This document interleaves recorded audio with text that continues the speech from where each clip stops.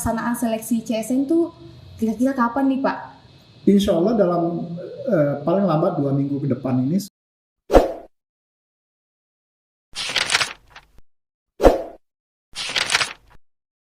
Pertanyaan yang sedang viral di sosial media.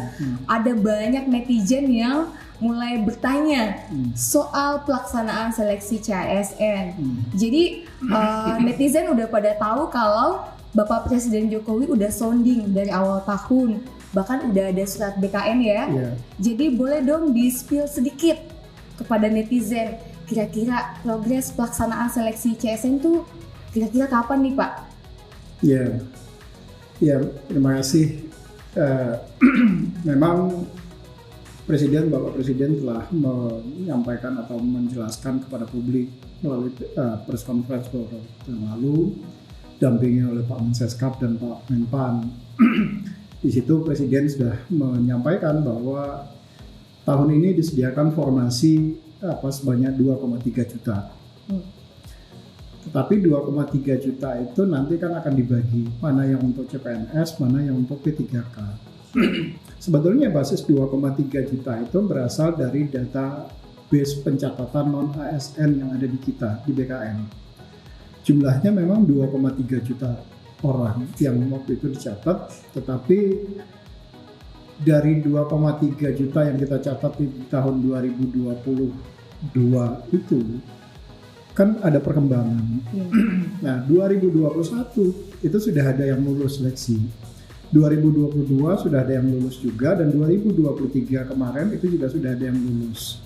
Sehingga dari 2,3 juta itu yang sekarang tersisa itu sekitar 1,7 1.700.000 pegawai non-ASN atau pegawai honorer yang ada sekarang di instansi. Jadi kemungkinan besar formasinya tentu tidak 2,3 juta lagi, tetapi lebih rendah dari itu.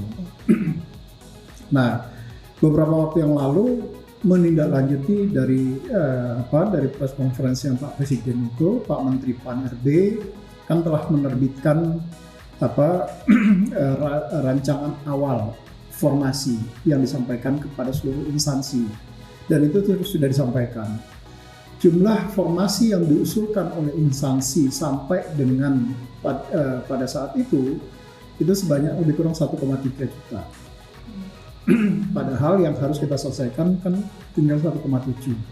Tapi dari 1,3 juta itu kan tidak semuanya formasinya untuk P3K atau tenaga honorer. Tapi juga ada dari arahan Presiden, dari data itu kita juga membuka formasi untuk CPNS. Karena kita juga menginginkan ada rekrutmen bagi talenta-talenta muda yang mereka baru masih fresh graduate dari lulusan, apakah itu dari perguruan tinggi dalam negeri ataupun dari luar negeri melalui teman-teman diaspora. Nah, data terakhir jumlah yang formasi CPNS itu lebih kurang sekitar 250-an ribu lebih, tetapi sisanya sekitar 1.011.000-an itu adalah formasi untuk P3K yang sudah diusulkan oleh instansi.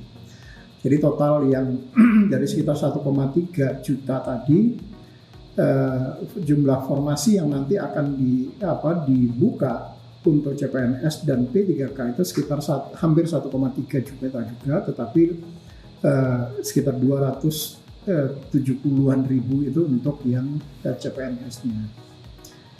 Nah, di penerimaan ini kan sebetulnya ada 3 jalur penerimaan. Ada penerimaan jalur melalui sekolah pendidikan kedinasan, karena formasinya juga termasuk formasi jalur sekolah pendidikan kedinasan.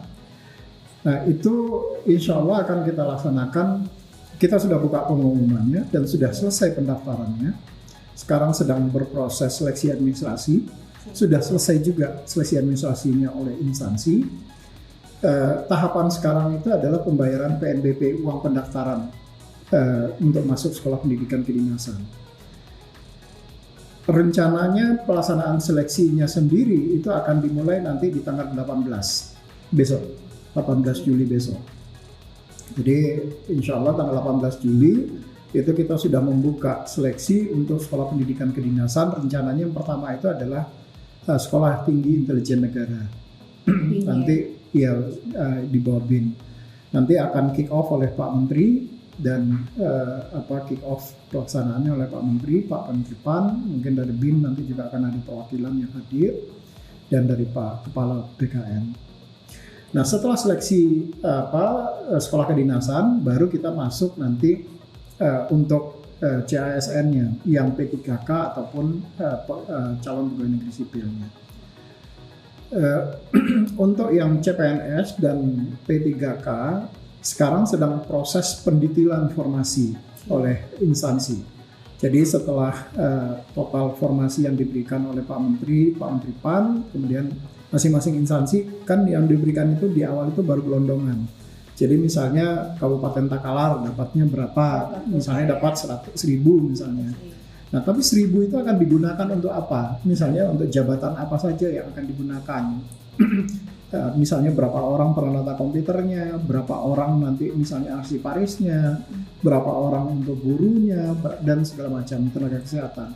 Nah, proses pendetailan itu sekarang sedang berlangsung di BKN dan teman-teman Kementerian PAN-RB. Insya Allah dalam paling lambat 2 minggu ke depan ini sudah ada ketetapan terkait dengan kalau tidak ada perubahan jadwal ya. Itu dalam waktu dekat ini akan ada penetapan akhir oleh Pak Menteri PAN-RB terkait dengan detail formasi yang akan diberikan kepada seluruh instansi. Nah, saya apakah nanti kita masuk dulu di CPNS, formasi ini akan ditetapkan dulu, atau langsung CPNS dan P3K. Nah, ini yang ya kita masih perlu menunggu dari Pak Menteri. Tapi mudah-mudahan sih kalau seleksinya sendiri insya Allah akan dilaksanakan tahun ini. Jadi on progress ya Pak? Masih on Jadi, progress. Kalau sekolah kedinasan sementara on progress dalam tahapannya. Kalau sekolah kedinasan sudah mulai jalan, sudah jalan. P3K dan CPNS-nya ini. Ya, P3K dan CPNS. Dalam pendetailan ya. Iya, yang masih dalam pendetailan. Oke, Bapak. Ini pertanyaan kedua yang lagi viral juga di kalangan netizen. Karena sudah dimulai sekolah kedinasan ya, lalu P3K menyusul pendetailan dan CASN atau CPNS. Ini pertanyaan yang paling sering juga di netizen ini. Apakah kalau kita udah daftar P3K, katakan yang bersangkutan ini tidak lolos ya Pak, boleh juga mendaftar CPNS lagi atau P3K ataupun sebaliknya? Bagaimana dengan yang mendaftar sekolah kedinasan juga? Apa masih boleh nih daftar lagi di P3K atau CSN CPNS itu, seleksi CPNS? Iya, secara regulasi kan sebetulnya sistem seleksi kita itu hanya mengizinkan satu formasi bisa dilakukan atau satu jabatan yang bisa dilamar. Satu saja. Ya. Apakah dia ingin melamar di CPNS atau dia ingin melamar di P3K ataupun dia ingin melamar di sekolah kedinasan. Tetapi dari sekolah kedinasan dengan CPNS dan P3K tipikalnya kan berbeda-beda. Iya. Sekolah kedinasan itu pasti tujuannya adalah orang untuk bisa melanjutkan ke jenjang pendidikan yang lebih tinggi. Iya. Kalau dia artinya target grupnya itu adalah mereka-mereka yang lulusan SMA atau SMK dan sederajat. Nah, tapi untuk CPNS itu rencananya nanti akan dibuka untuk umum. Jadi CPNS itu akan dibuka untuk umum, artinya kalau memang ada formasi untuk misalnya SMA, lulusan SMA atau SMK, apakah kemudian mereka bisa mendaftar untuk CPNS? Ya mestinya sih bisa saja, tetapi itu nanti yang akan kita tetapkan di dalam regulasinya. Nah, regulasinya sekarang sedang berprogres di Kementerian PAN-RB. Kemarin sore saya mendapat laporan dari teman-teman sudah selesai harmonisasinya di Kementerian Hukum dan HAM, peraturan menterinya sudah dinaikkan ke Setnek untuk mendapatkan approval akhir. Mudah-mudahan juga dalam minggu ini juga sudah bisa dikeluarkan regulasinya. Nah, kalau regulasinya nanti sudah terbit, baru kita akan bisa melihat apakah orang yang sudah mendaftar di CPNS bisa mendaftar lagi untuk P3K atau sebaliknya. Atau yang dari sekolah kedinasan apakah boleh mendaftar untuk CPNS atau sebaliknya. Itu biasanya diatur dalam regulasi. Nah, karena saya progresnya masih berlangsung, ini kita masih menunggu posisi itu. Yang Dari CPNS ke P3K, tadi saya sampaikan CPNS itu kan siapapun boleh karena formasinya untuk umum. Tapi P3K ada kemungkinan itu karena di dalam Undang-Undang 20 2023 kita kan dimandatkan untuk menyelesaikan tenaga honorer ini yang harus selesai paling lambat di akhir Desember 2024 ini. Jadi kemungkinan besar untuk P3K proses penerimaannya atau siapa yang boleh mendaftar itu akan tertutup bagi mereka yang sudah terdaftar di dalam database BKN itu. Nah, apakah nanti kemudian bisa dari database yang lain, misalnya seperti guru, kan guru itu juga ada di dalam database-nya Dapodik, atau tenaga kesehatan itu juga ada di dalam database-nya SI SDMK. Apakah mereka kemudian boleh mendaftar juga? Nah, ini yang tergantung kembali pada kebijakannya nanti yang sekarang sedang ada di Sekretariat Kabinet. Saya pada prinsipnya tentu semakin banyak peserta yang bisa mendaftar, kita akan semakin mudah untuk mendapatkan yang terbaik. Tetapi juga ada tugas yang kemudian diberikan kepada pemerintah sebagaimana dalam mandat undang-undang bahwa kita harus menyelesaikan tenaga honorer ini paling lambat di bulan Desember 2024 ini. Ya, baik Bapak. Ini ada satu lagi boleh ya Pak? Ini banyak juga yang bertanya terkait isu peretasan atau ransomware, PDN atau Pusat Data Nasional. Apakah ada pengaruhnya terhadap pelayanan kepegawaian atau sistem seleksi? Kira-kira nih bagaimana cara BKN terus menjamin atau selalu meningkatkan kualitas, keamanan dan akuntabilitas sistem seleksi melalui CAT BKN itu kira-kira gimana Pak? Ya, sebetulnya sebaik apapun sistem yang dibangun pasti selalu ada upaya untuk bagi pihak-pihak tertentu untuk melakukan hacking ataupun melakukan tindakan-tindakan yang melawan hukum dalam arti mengganggu sistem pemerintahan. Saya tentu tidak bisa mengatakan bahwa sistem yang disiapkan oleh BKN itu adalah yang paling sempurna. Karena tidak ada yang benar-benar sempurna, itu kan tidak ada. Pasti selalu ada celah. Ada celah ya. Bagi orang kalau memang dia ingin berniat baik, ingin berniat jahat di dalam proses itu. Tetapi tentu di sisi BKN, kita tentu nggak boleh pasrah begitu saja. Banyak hal yang kemudian harus kita lakukan improvement, terutama dari aspek security-nya, dari sisi aspek keamanan. Kedua, misalnya dengan pertama kita bekerja sama dengan Badan Cyber dan Sandi Negara membangun yang namanya BKN CISR. CISR itu Computer Security Incident Response Teams. Jadi kalau ada tim gabungan yang dibangun antara BKN dan teman-teman di BSSN, di mana tim ini memonitor seluruh pergerakan yang terjadi selama pelaksanaan seleksi. Jadi kalau ada akun yang tiba-tiba dicurigai karena akan termonitor dengan baik di situ, maka teman-teman ini kemudian langsung melakukan analisis lebih dalam. Ini akun, apakah akunnya fake atau akunnya ini adalah akun yang kemudian sengaja untuk mendestroy sistem atau seperti apa. Nah, tim ini yang melakukan. Termasuk juga kita kemudian seperti tahun lalu kita dipinjamkan alat yang oleh teman-teman di Badan Cyber dan Sandi Negara untuk memprotek sistem-sistemnya di BKN. Yang kedua dari sistem internalnya BKN, atas potensi misalnya ransomware ataupun apapun lah virus yang kemudian disebarkan atau sengaja dikirimkan kepada pihak-pihak tertentu, misalnya kita tahu bahwa di sistem CAT BKN ini kan operating sistemnya kita menggunakan operating system sendiri. Kita modifikasi sistem operating systemnya dari OS-nya Linux. Sehingga OS-nya itu CAT itu hanya bisa running di sistem OS itu. Dia nggak bisa kita nggak menggunakan Windows, kita tidak menggunakan Linux yang generic, tetapi kita memodifikasi Linux-nya tadi yang beberapa fitur di Linux itu kemudian kita matikan atau kita modified sedemikian rupa sehingga yang sistem OS-nya tadi hanya bisa nge-running di CAT kita saja. Termasuk juga penyesuaian di sistem CAT-nya. Sistem CAT-nya kemudian harus di-adjust lagi dengan sistem OS yang kita siapkan tadi. Itu yang pertama yang kita lakukan. Yang kedua yang kita lakukan adalah dari sisi browsernya juga kemudian kita coba modify sedemikian rupa sehingga tidak memungkinkan orang bisa menggunakan browser yang di luar itu. Nah, selain itu kan tentu dari sisi aspek keamanan orang masuk, kita menggunakan face recognition, itu sudah kita lakukan, dan face recognition-nya kita lakukan secara berjenjang, mulai dari sistem registrasinya sampai dengan nanti pada saat mereka akan menggunakan CAT-nya itu sendiri. Tapi memang kemarin itu ada kendala kita sebetulnya. Kendalanya terutama dari sisi pencahayaan di dalam ruangan. Ternyata kalau intensitasnya face recognition-nya kita tinggikan, ternyata pencahayaannya nggak cukup. Nah, akhirnya banyak kemarin teman-teman kemudian berarkobat nyenterin bantu senter supaya pencahayaannya kemudian bisa mendetek dengan baik garis wajahnya yang bersangkutan. Nah, ini memang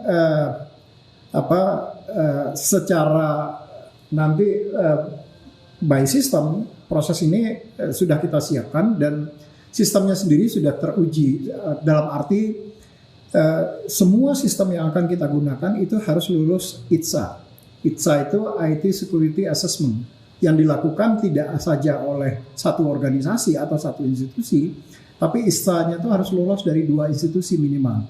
Nah, kita biasanya ITSA-nya itu dilakukan oleh 2 institusi. Yang pertama dari teman-teman di BSSN, karena itu memang tugas dan fungsinya teman-teman BSSN. Dan yang kedua itu kita meminta bantuan teman-teman di Kementerian Keuangan untuk melakukan ITSA terhadap sistem yang akan kita gunakan. Kalau dari hasil ITSA-nya 2 institusi ini sudah menunjukkan low risk, relatively kita agak relatif aman sebetulnya. Tetapi tentu tanpa mengabaikan nanti yang akan terjadi selama di lapangan. Bisa saja kemudian di lapangan kondisinya berbeda dari situ. Nah, antisipasi melalui CISOT tadi itulah yang untuk antisipasi di lapangannya tadi. Berarti BKN betul-betul protect dengan menggandeng BSSN dan juga cyber ya? Betul. Karena memang di dalam Perpres 95 tahun 2018 tentang sistem pemerintahan berbasis elektronik, teman-teman di Badan Cyber dan Sandi Negara kan ditugaskan untuk mengamankan sistem jaringan dan dari cyber attack, potensi cyber attack terhadap sistem pemerintahan. Baik Bapak. Sebenarnya masih banyak banget ya pertanyaan dari netizen yang kami mau sampaikan, tapi berhubung waktu yang terbatas, kami mau ucapkan terima kasih kepada Bapak yang sudah boleh hadir di tengah-tengah kesibukan yang cukup padat, sudah boleh meluangkan waktu di sini bersama kami dan memberikan sharing baru ya. Apalagi buat teman-teman yang sedang menanti-nantikan seleksi. Semoga semua mereka boleh mempersiapkan diri dengan baik. Terima kasih Bapak ya. Dan juga kepada Sobat BKN, terima kasih sudah boleh hadir bersama kami. Sampai jumpa di... Saya sebelum ditutup, saya boleh pesan satu nggak? Boleh, pesannya boleh Bapak, silakan. Ya, saya pengen berpesan pada calon peserta. Pertama, jangan pernah percaya pada orang-orang yang seolah bisa meloloskan Anda. Baik. Karena saya bisa jelaskan sistem di BKN itu diprotek sedemikian rupa, termasuk dienkripsi sedemikian rupa dengan menggunakan key management system yang memang khusus disiapkan oleh teman-teman di Badan Cyber dan Sandi Negara. Artinya, walaupun sistemnya sendiri ada di saya, di Kedeputian Sinka, tetapi saya sendiri nggak akan pernah bisa membuka sistem itu. Karena sistem proteksinya itu menggunakan 16 digit dan masing-masing instansi, ada 4 instansi yang memegang masing-masing 4 digit. Ada Kementerian Pan-RB, ada BKN, ada BPKP, dan ada Kementerian Dikbud. Masing-masing memegang 4 digit. Jadi kalau saya mau membuka sistem itu, maka saya harus menghadirkan keempat instansi tadi. Artinya, tidak ada orang yang kemudian bisa mengintervensi sistem tadi karena sistemnya dienkripsi dengan menggunakan sistem enkripsinya BKN yang passwordnya BSSN yang passwordnya dipegang oleh instansi lain. Yang kedua adalah jangan pernah percaya kalau ada dengan cara membayar kemudian akan bisa meluluskan. Saya bisa pastikan Anda kemudian kalau itu dilakukan Anda mulai masuk ke dalam jebakan Batman tertipu. Ya? Nah, karena BKN tidak pernah menerima bayaran apapun di dalam proses seleksi ini, dan itu sudah kita lakukan beberapa tahun terakhir ini. Kalaupun toh masih ada orang yang melakukan itu seolah-olah bisa meluluskan, maka saya bisa pastikan yang bersangkutan adalah oknum. Dan kalau itu dilakukan, BKN juga tidak akan pernah segan-segan untuk memberikan hukuman disiplin berat kepada yang bersangkutan kalau itu memang terjadi. Tapi alhamdulillah beberapa tahun terakhir ini kan tidak pernah ada, banyak memang pengaduan tetapi tidak pernah bisa dibuktikan bahwa yang bersangkutan, walaupun dia bisa mengeluarkan, dia memang nyata sudah membayar misalnya. Jadi kalau memang ingin lulus di dalam seleksi ini, pesan saya belajar, berdoa, karena dua itu yang mungkin bisa kita lakukan. Tidak ada jalur mudah yang bisa dilakukan untuk menjadi aparatur sipil negara, tetapi yakinlah dengan proses transparansi proses yang kita lakukan ini, maka Anda akan hadir menjadi ASN terbaik